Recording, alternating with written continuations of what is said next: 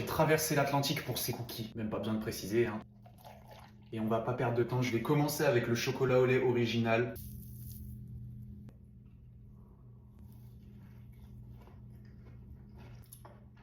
On va rester sobre, c'est un cookie classique, c'est vraiment très légèrement croustillant sur le dessus, comme j'aime bien. Et la pâte à cookie, elle est vraiment moelleuse de ouf. Les morceaux de chocolat au lait, ils sont balèzes, 8 sur 10. On va enchaîner avec le Vanilla Bean. Dessus, c'est un glaçage à la vanille, hein.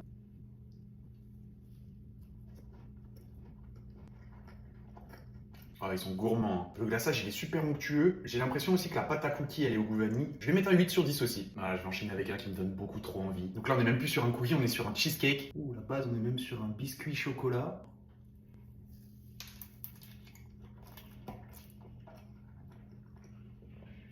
Oh my god! Donc ce qu'on voit au milieu, c'est totalement du cheesecake. On est sur une base de cookies en fait au chocolat. La chantilly sur le dessus, un petit nappage chocolat et les morceaux de Reese's par-dessus, c'est une folie. C'est un 11 sur 10. On va passer sur une petite note fruitée avec leur cookie myrtille.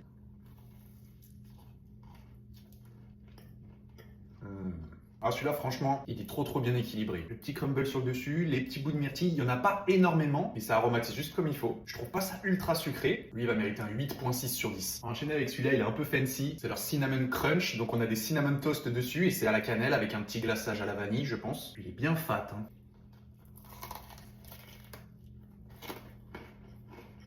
Ah là oui, on sent bien la cannelle, on peut pas la louper. Mais alors le moelleux et le fondant de la pâte à cookies, il est incroyable. Très pas mal fait aussi. Paradoxalement, je le trouve pas ultra sucré non plus. On va lui mettre un petit 8.3 sur 10. On va enchaîner avec le cookies and cream. Celui-là, il va avoir besoin de lait.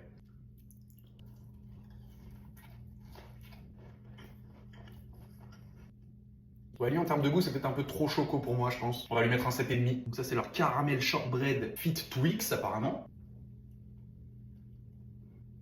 Ah oui, c'est totalement un Twix. Alors je sais pas c'est quoi la différence entre un cookie et un shortbread. Là la pâte elle est beaucoup moins moelleuse, c'est une autre forme de texture. T'as une pile de caramel sur celui-là. Ah celui-là il est très gourmand, j'aime beaucoup. Ah lui je vais lui envoyer un 9. Alors pour finir voilà je l'ai gardé pour la fin parce que c'est pas du tout un cookie, il en est sur une tarte. Puis c'est au citron donc à mon avis je vais pas kiffer mais c'était histoire de prendre tous les goûts, hein. Alors par contre il n'y a pas de base de biscuit. Bon bah, on va croquer comme ça, hein.